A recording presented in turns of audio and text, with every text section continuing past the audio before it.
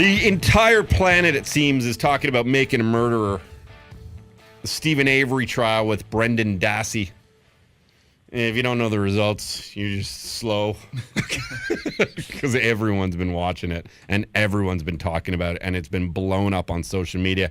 And I'm doing a ton of research. And even though I gave up after 10 episodes or 8 episodes or something because it was infuriating and I broke 6 plasma TV screens from throwing shit at them. And I stumble across a story today saying that a husband and a wife say that they saw Steven Avery at a certain time in a certain place, perhaps the night Teresa Hallback disappeared. And we have the man from The Man and the Wife on the phone with us right now, and he's in Texas. Thank you very much to Dave. Dave, is it Dave Begotka? Dave Begotka. How you doing, Dave? I'm doing all right. Good, man. I'm grateful for your time here on the program. Thank you for joining us. Yeah, are you currently in Texas now? Yeah, I'm in Texas. Okay, man. And are you from Manitowoc? Yeah, I'm from Two Rivers, Wisconsin, which is in Manitowoc County, and right next to Manitowoc on the lake. What's that? I've been meaning to ask people, what's the population of Manitowoc? Manitowoc is like 30-some thousand. The whole county is probably like 50 or 60,000. A lot of incest in towns like that? I don't know. It's a good question. But, yeah. It's just I'm just throwing it out there being an idiot. Now, Dave, you left. You live in Texas now, and you live with your wife Sandra. But during the time of Steven A. Avery's first trial, where he got convicted wrongly for 18 years for the assault of the lady, I forget her name now. You were heavily involved in that, weren't you? I was on the beach jet skiing, and I was asked to go and search for her by her husband and a police officer. And I went up the beach. It's kind of a secluded area. It's a state park. I went up the beach on my jet ski, and on my way back, I saw her running over the sand dunes, covered in blood, half naked. And I pulled up on my jet ski, and she ran to some people that were on the beach, and the cops were there, and I asked the cops what had happened. They said she was attacked. So I went running over the sand dunes thinking I could probably catch the guy who did it. And the cops started screaming at me not to go over the sand dunes. No, come back. And I got to the top of the sand dunes, and there was people on the other side of the sand dunes where she had come from. And none of them had police officer uniforms on, but the cops said, no, you're going to mess up the crime scene, so come back. And I never found out what was going on there, and that was about all I really saw that day. And then, 18 years later, we find out that Steven Avery didn't do it. Wow! And, so you because you were on the jet ski, it would have given you sort of some. You saw her running down right after the assault, and because of this, you being on the jet ski, it would have allowed you to get to the position where it happened a little bit quicker than people running there, because you can go 40, 50 miles per hour on that thing, and then they advised you not to go there. So even then, were you a little bit suspicious, thinking that maybe there was something going on, like they were setting up a crime scene right away? Yeah, because everybody I saw on the other side of the sand dunes, when I got up there, they looked surprised and guilty. You know what I mean? And the cops, they seemed really upset, And then I came back down, and I don't think I ever filled out a statement, and they kept me away from the trial. I was never called as a witness or anything like that. So in the very first trial where he got wrongly convicted for and spent 18 years in jail, and who knows what that did to Steven A. Avery? My goodness! And was he stubborn in a right way, because he did not want to take a plea, and he just always was very adamant that he had nothing to do with that. Which of course he was proven that he did have nothing to do with that. You might have been able to help that case. Maybe. I wondered that, and after he got released, I was kind of waiting for the woman that ID'd him. The woman that was on the beach, picked him out of the lineup, And I've listened to her testimony, and she did a little TV show, and she described the guy that I saw standing there when I ran over the sand dunes. I saw the guy that was standing there looking guilty as hell, matched the description of what she said. You saw Gregory Allen, you think? I could have. It could have been him. 30 years ago, but it sure looks like. I looked at his picture since then, because nobody even knew who he was back then. Nobody knew who he was until until they found out he did this rape or whatever. He wasn't really known, and it just it kind of blew my mind, that it all went down like that. Wow, what was that? That's crazy stuff. Dave Begotka joins us originally just from a town right beside a neighboring town of Manitowoc, and he was on the beach the day where Steven Avery was convicted of sexually assaulting a lady. I apologize, no disrespect. I completely forget the lady's name. Penny Bernstein. Penny Bernstein, thank you. So there's just so many names in this big saga. Anyway, you were there and you thought you maybe had seen Gregory Allen. Turns out the police wouldn't let you do anything get involved with the case whatsoever. 18 years later now, Steven Avery gets released. It seemingly looks like his life is going to move on, and he's going to stay under the radar, and he had found love, and he was just going to try and live a peaceful lifestyle, despite him being in jail for as long as he was, where he shouldn't have been.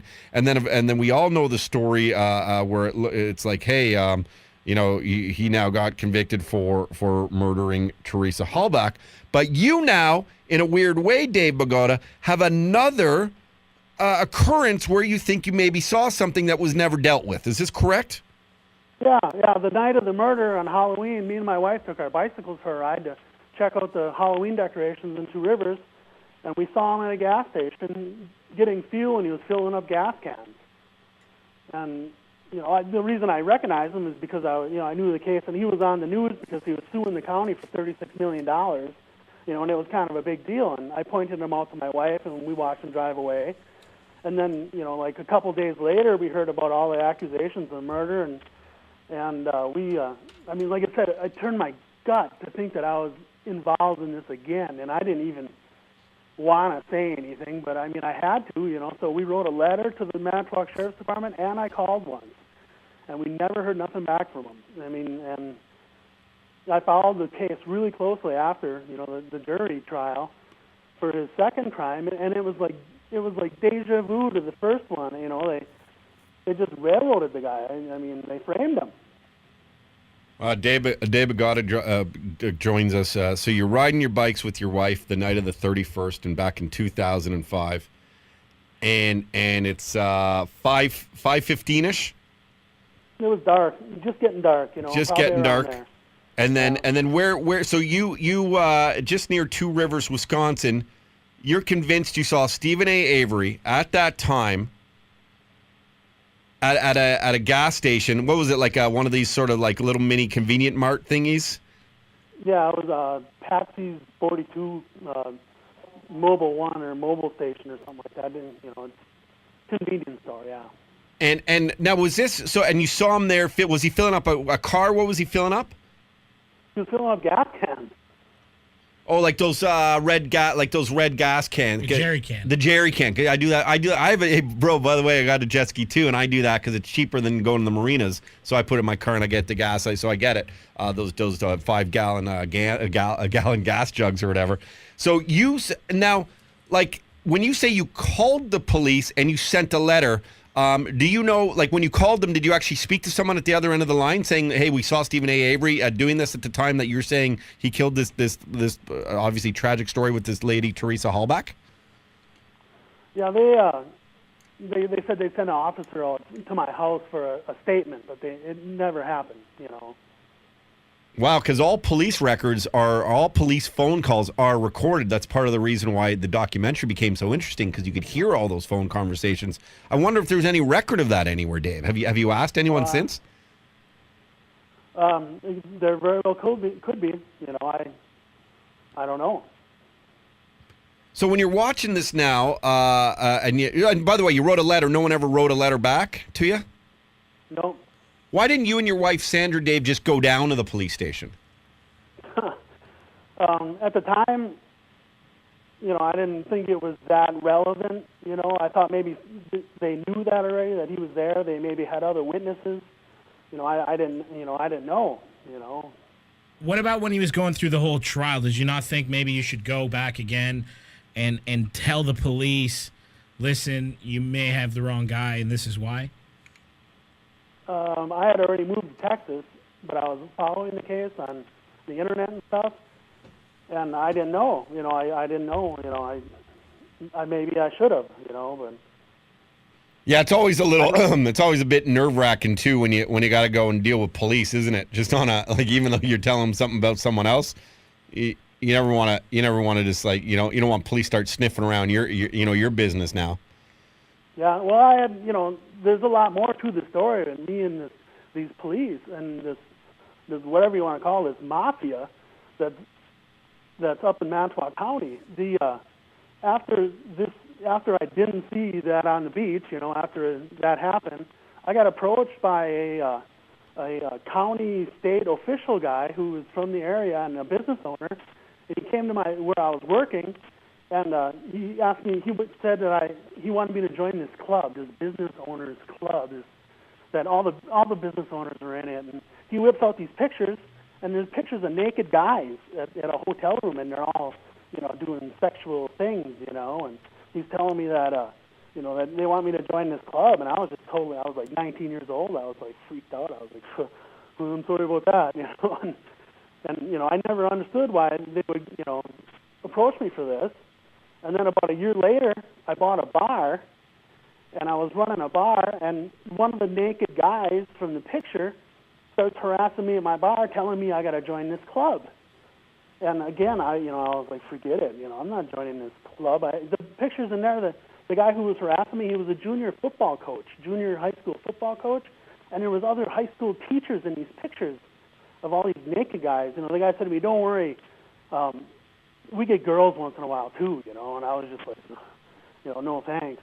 And then they kept harassing me at my bar, and then I got a bar manager, a woman who was running my bar, and they started harassing her, and I wasn't there, and I left on a trip, and I talked to her, and she asked me about these people harassing her, and I told her, I said, well, we'll go to the cops when I get back, and she says, they are the cops, and it kind of freaked me out and whatever, and I left, and then I came back from my trip and find out she was dead.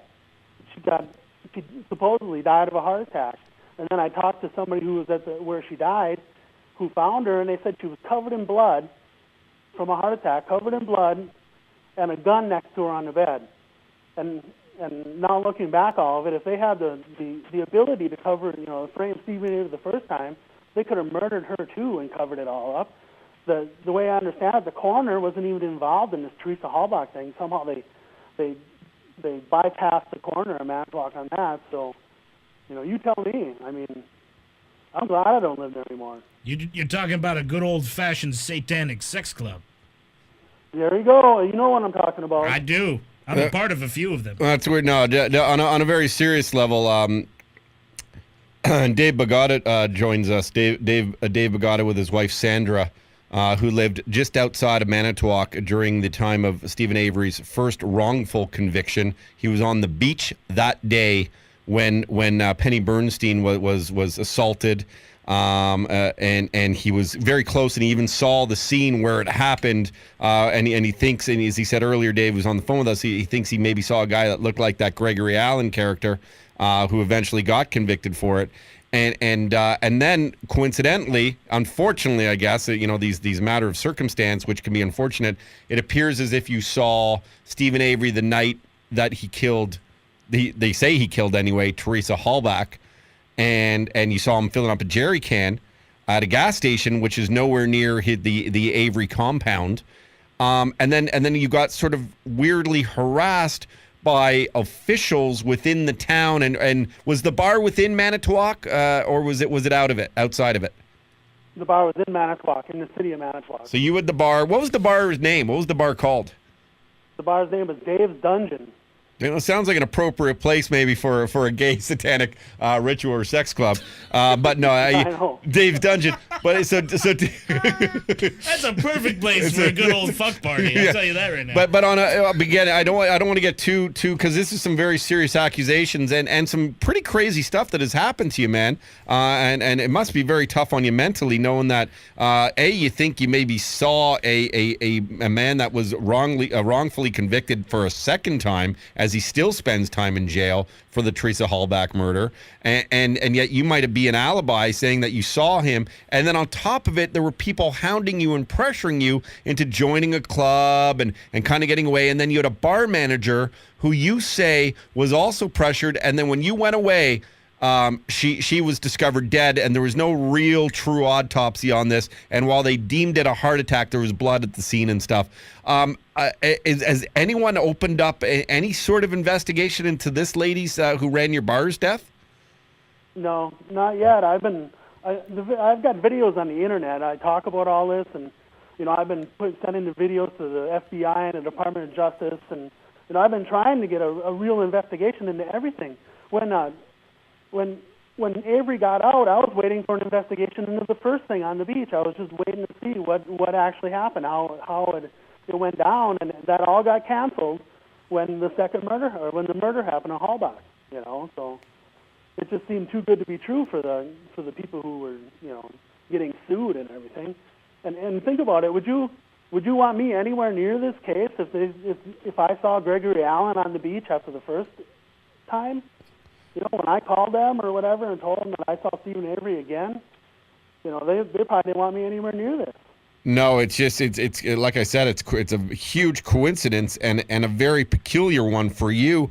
And then knowing now that you think there's some sort of, as you said in your words, sort of a mafia within that town who get a part of. And again, this is all just your allegations, but there's gay sex parties and it's a bunch of dudes and they want you to join a club, and it seems like maybe it's a top these secret clubs, and maybe there's ritual killings amongst these clubs. Who the fuck knows? It sounds pretty dark and pretty fucked up.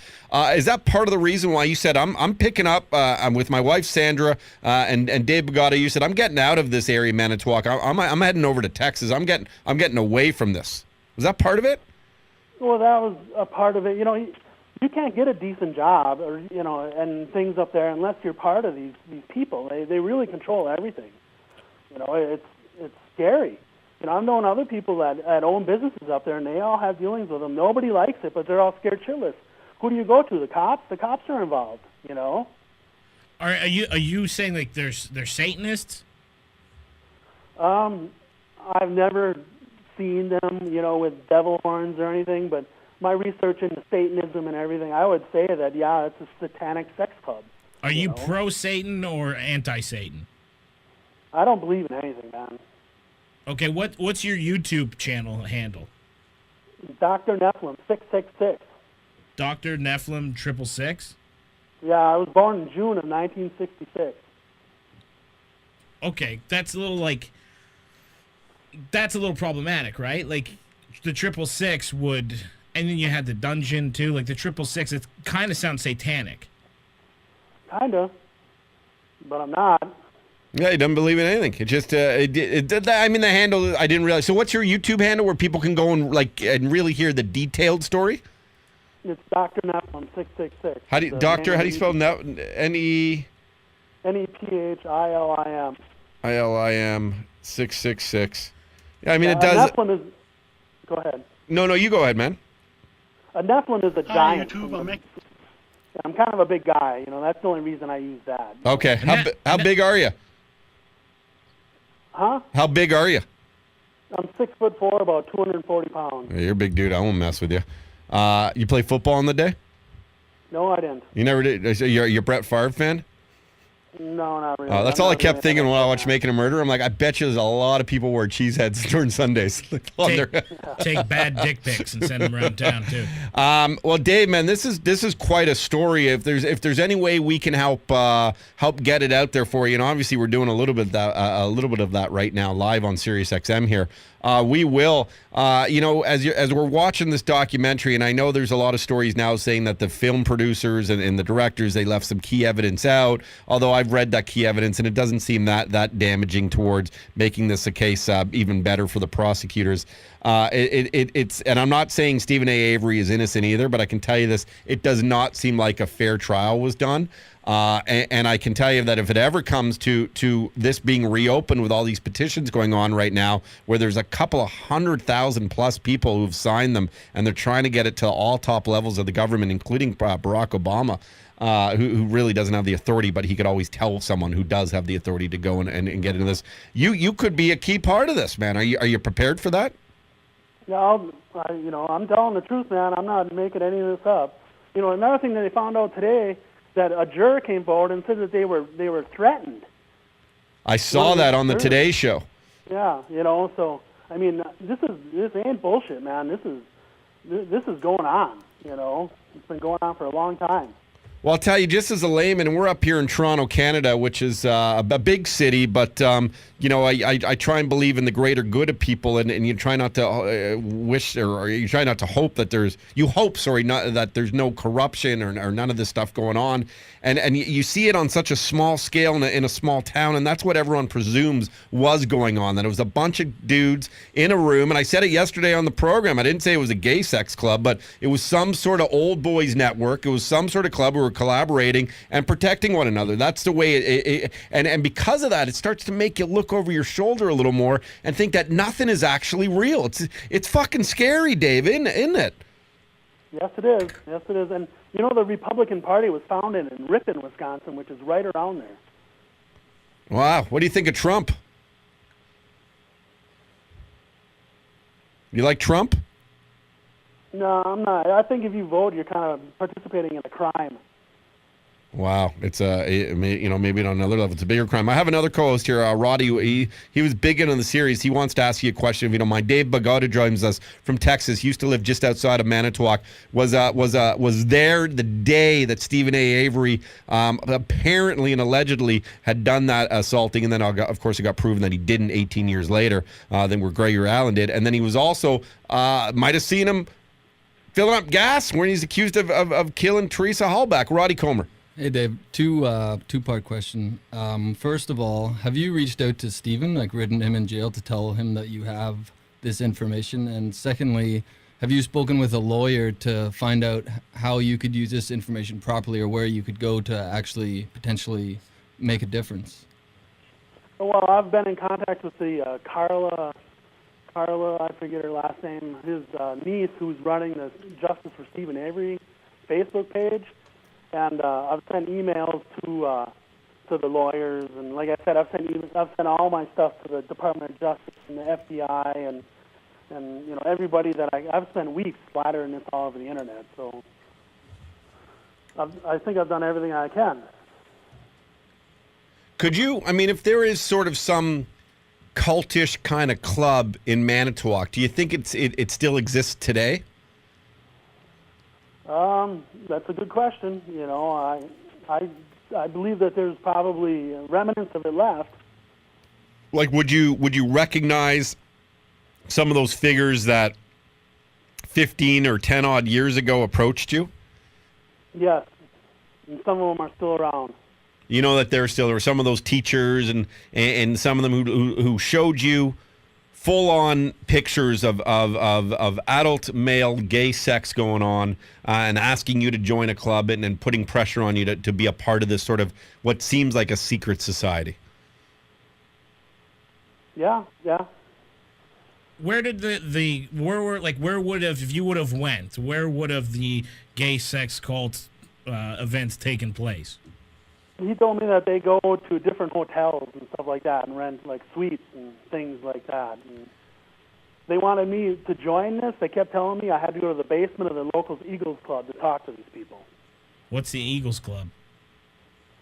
It's like a lodge, like the Freemasons, the Eagles, the Knights of Columbus. It's just one of these fraternities or whatever, fraternal lodges. I tell you, there's some people who stayed over at Manitowoc Inn one back in the day, and are like, I hope they clean this place. But Dave, man, this is, I mean, quite the revelations that you're giving us, and the one thing I'll tell you, and the way you talk is it seems honest. It reminds me of hearing Steven Avery.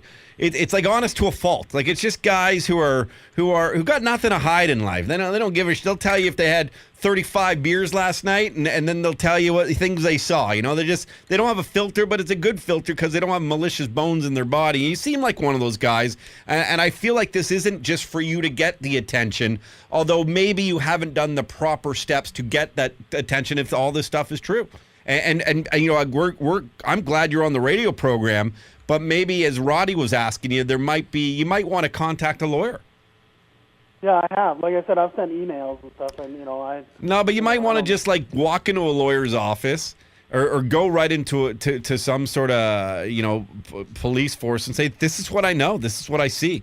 At least it's on an official record that way, as opposed to just a call or an email. People can, we've seen what's happened on what you can do with the system. But if you go in there with a witness like your wife, Sandra, and you go and tell your story on record, I mean, someone at least at that point has to say it happened because you have your alibi with you saying we did this.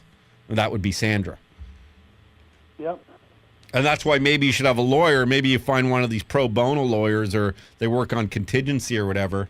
And well, not that you can't really get money out of this, but something. Like I wouldn't let this go. If you are this convinced that there's something else going on there, and you believe that there is a innocent man in jail, and I think the bigger crime is there's a murderer not in jail. If that's what you believe, then it's kind of your duty, man, to make sure that the real people are convicted of this crime, because we don't want murderers roaming our streets.